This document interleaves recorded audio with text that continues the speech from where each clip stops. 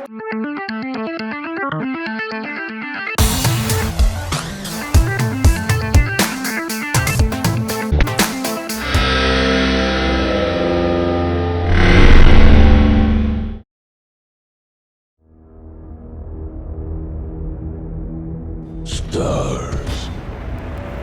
Resident Evil 3.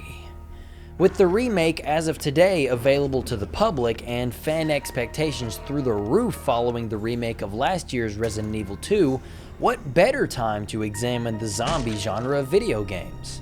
We're going to be discussing a few different games from the zombie genre, some horror, some action, but the games that we're going to be talking about in the most depth are Resident Evil 2002, Resident Evil 2 2019, and Left 4 Dead 1 and 2. If you've never played these games, we highly recommend you do. Mild spoilers to follow for each. Now, notice this isn't a video on horror video games, or even horror in video games. Thanks, asshole. Just zombie games. So no Silent Hill, no Evil Within, no Bloodborne. You hear that? If you don't shuffle when you walk and have a constant craving for a Jill sandwich, then there's the door. This is Zombies in Video Games.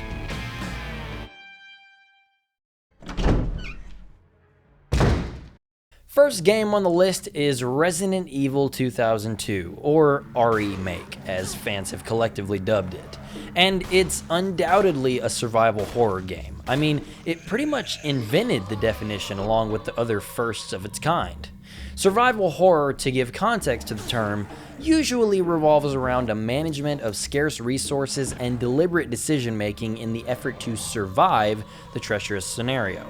It's a type of game that is deliberately stressful, and that opens up the genre to a lot of possibilities.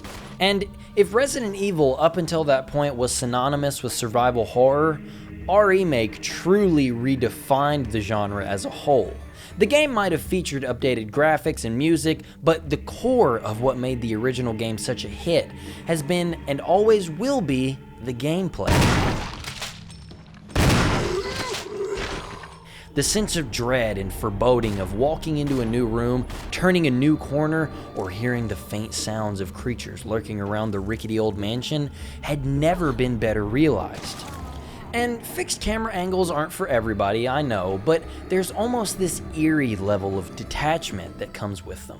Like you're watching the horror unfold and trying to kill the characters in the game, and it's up to you to guide them through as an onlooker.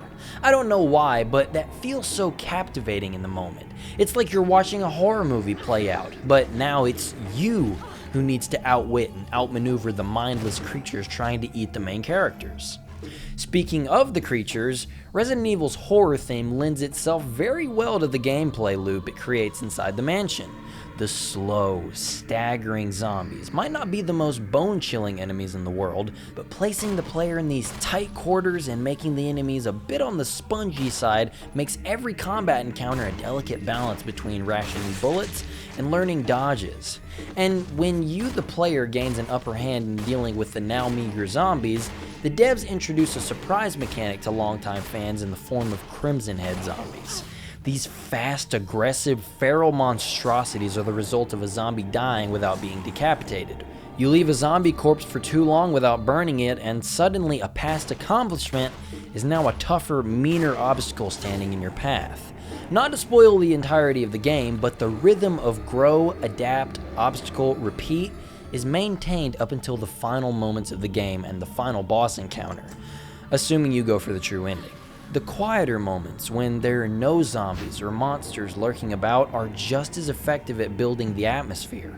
Flies buzzing around an exterior light, the crackling of a fireplace bouncing warm light onto the dark, dreary walls, and every single time Barry opens his beard to let more sweet music out. All magical in their own special way. It's the ability to thrill and entrance that sets games like Resident Evil apart. Approachable puzzles, tight claustrophobic combat, and an engaging atmosphere all set this game head and shoulders above the others of its kind.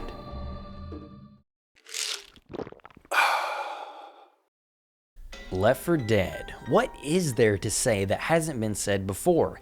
In terms of genre, it could be argued that Left 4 Dead invented a whole new subgenre unto itself, and a kind of arcade horror, if you will.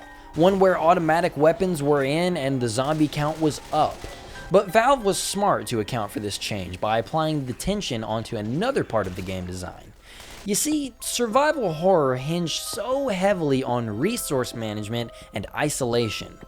And Left 4 Dead essentially took all the principles of that formula and applied it to your co-op allies. Let me explain. Left 4 Dead is broken up into several chapters in a single level, or campaign. And each chapter begins and ends with a safe room, which themselves are similar to the save rooms from classic Resident Evil. The Left 4 Dead safe rooms offer ammo, new weapons, and equipment. This means that everyone can stock up and prepare for the challenges to come at every checkpoint in the campaign. Nobody has to worry about traversing forward with no ammo or supplies. However, the increased zombie counts and faster pace means that if one member of the squad goes down, the remaining players need to work double duty to make up for it. In an intense battle with zombies, not only does a down player mean that others are left with less firepower, but a second player is also helpless while trying to get the down player back on their feet. In that singular moment, your squad of 4 becomes 2, having to go on the defensive adjacent to the offensive. And that is tension. That's not even to mention the special infected in the game, where Resident Evil linearly placed new monsters in your path with only the variations coming down to decapitations or burning corpses. Left 4 Dead works on a seemingly random spawn pattern for its special infected, making every encounter something new and intense, especially on higher difficulties. In this regard, Left 4 Dead still hasn't been perfectly replicated, though many have tried in the years since its release, to recapture that spontaneity and atmosphere that made the original game such a success. Resident Evil 2. Fast forward big time to 2019 and Resident Evil 2 releases for the Xbox One, PS4, and PC. It is so good. The combat, the atmosphere, the game engine itself, all come together in one seamless, masterful package of survival horror greatness.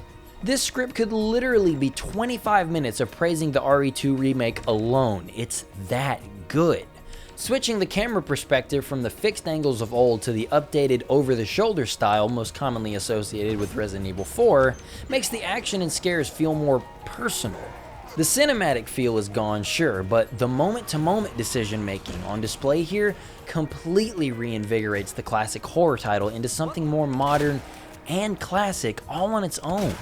Zombie management is much more intense now, requiring players to single out each enemy's weak points, either taking out a zombie's limbs to allow for easier traversal, or potentially using up more ammo in pursuit of that all-important critical headshot, taking a zombie completely off the field. This mentality applies wonderfully to other larger special infected encountered later in the game, but sometimes isn't limited to traditional ammo. Defense weapons make a return from the RE1 remake and play a vital role in how players get around some of the more, let's say, intimidating enemies. Do you choose to equip a flash grenade to disable a licker even if he does manage to grab you? Or do you decide to use a knife so as to not burn a potentially useful weapon for an upcoming boss? The strategy and forethought required to pull off clean maneuvers is what separates good players from great players. And given how some sections of the game revisit previously explored areas but with changed enemy layout and also adding the towering tyrant Mr. X, the game manages to keep players on their toes even hours into their first playthrough. Linearity is worth mentioning a second time, because with RE1 Remake, the similarity between playthroughs can make revisiting scenarios in quick succession. Good God, Elliot, use a period! The similarity between playthroughs can make revisiting scenarios in quick succession feel like a paint-by-numbers experience. Not everything is the same every time, and the game adjusting enemy health and crit rates on the fly means that no two playthroughs will ever be truly alike, but the differences and strategies are never going to be startlingly different unless you're intentionally trying new things. The ability to update a 20-year-old game and to do it as well as the Resident Evil 2 remake does should be applauded. What was scary for kids way back when, watching their older brothers playing on the original PlayStation, was given new life and made scary all over again for those kids grown into adults now. Maintaining the claustrophobic, tense nature of the classic survival horror genre, ammo management and all, in a modern game is an accomplishment.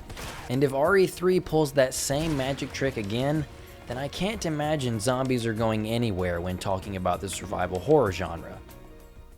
Kill all sons of bitches. That's my official instructions. Hopping over to the other side of the fence again, let's talk about Left 4 Dead 2. More streamlined and polished than its predecessor, and later offering the original Left 4 Dead maps as DLC, meant that Left 4 Dead 2 was really trying to lay claim to the newly formed arcade horror genre. Fully embracing the grindhouse movie aesthetic and leaning even harder into randomizing special encounters meant that Left 4 Dead 2, more than anything, was trying to make each firefight a pulse-pounding experience. You and 3 friends, or the dumpy AI, Pills here! if you don't have friends, sorry, are expected to run, jump, shoot, slice, and throw your way from point A to point B, all while managing weapons, grenades, meds, health kits, and the enemies themselves. All on the fly. What's more impressive is how seamlessly each level comes together, with more variety given to the locations and conditions this time around. Weather conditions like heavy rain and fog can completely change the way you approach an area. Hell, even how you approach a campaign. The hard rain campaign to which I'm referring is a simple point A to point B until halfway through you turn around from point B and return to point A. The dangerous weather means that a benign area will now be much more dangerous and vice versa, particularly near the end, when the opening chapter's wide open suburban streets are flooded and now moving is hindered by waist-deep water. Meanwhile, hazards like fire or boomer bile can be used both as a help and a hinder to the party as a whole, sneakily setting up a ring of gasoline around the party when there are no good defensive positions so that you can create a ring of fire for the old zomboys to sprint into, or lobbing a bile bomb onto a tank special infected so the angry horde of undead turns on him. Those are just 2 examples of the freedom players are given to make strategic decisions. Speaking of special infected, although it would be fair to point out that balance is a touchy subject in regards to Left 4 Dead 2. You see, in the first game, the specials all served a purpose that reinforced the gameplay intuitively. If the players are supposed to stick together, specials punish them for splitting up. This would be an apt description of that mentality. Splitting off from the group was a bad idea, so the specials were designed to be most punishing for players who chose to do so. See how that works? It teaches that important survival lesson through the gameplay. Left 4 Dead 2's mentality seemed to subtly shift from that idea into, if the players are supposed to stick together, specials punish them for sticking together and punish them also for splitting up. Now, see the difference? No, not really. Okay, see, Left 4 Dead 2 introduced specials like the Spitter, Jockey, and Charger, whose physical attacks are designed to scatter the players apart. In doing so, specials who previously didn't have many openings for attack against parties who moved as a unit become more of a threat, but only by way of circumstance. Those enemies are now more dangerous, but not because players didn't know how to counter them. Instead, because players now weren't always as in control of the firefight as they were in Left 4 Dead 1. This isn't necessarily a bad design choice as it increases the tension, but the extra random element put more of a disadvantage onto smart players when bad enemy combos were thrown into the fray of combat. Nobody could argue that Left 4 Dead 2 was non-linear, but sometimes the difference between finishing a hard chapter versus the party dying came down to more of the enemy spawns than the actual ability of the players. When talking about Left 4 Dead 2, even looking back 12 years later, its impact on the genre its predecessor created is still jarring to think about. Games like Dead Island, Dying Light, and World War Z have all tried and failed to recapture that same fast-paced magic as the original Left 4 Dead games. Now, failed is a strong word, but understand, zombie games with a focus on action become a lot more common in the years following Left 4 Dead 2's release. But how many do we still talk about? Even heavy hitters like Dead Rising have reached a level of obscurity, but Left 4 Dead is still talked about to this day. I mean, with Valve's recent resurgence, who's to say we won't be getting a VR Left 4 Dead 3 in the near future? Dave likes Miracle Whip. Lasting impact is currency in the gaming marketplace, and Left 4 Dead seems to be a wealthy retiree at this point, for better or for worse. So what's the point of all this waxing poetic about zombie games? I don't know. We wanted to talk about them. Because like anime games and superhero games, good, and I mean good, zombie games do exist. And it's worth remembering not only that fact, but all the little things that go into making that fact. As video gaming goes on and graphics get better and new features become possible, maybe it's worth thinking about gameplay being the core of these new experiences going forward. On the surface, Resident Evil and Left 4 Dead don't even look like the same kind of game. One's action and one's horror, but breaking them down and really looking at them, both games expect players to wisely manage their important items and ammunition, both games expect players to enter new areas with a level head and strategy, and both games expect players to overcome seemingly insurmountable monsters with nothing but their wits and the tools at their disposal. That won't fade away. Games that respect their players' abilities to make those calls and fight those fights, no matter the genre or subgenre, are what makes gaming worth talking about, worth doing, worth remembering. But just a moment. What do you think about zombie games? Are you excited about Resident Evil 3? Are you hopeful that Grandfather Gabe, fresh out of his hibernation, will release a Left 4 Dead 3? We'd love to know.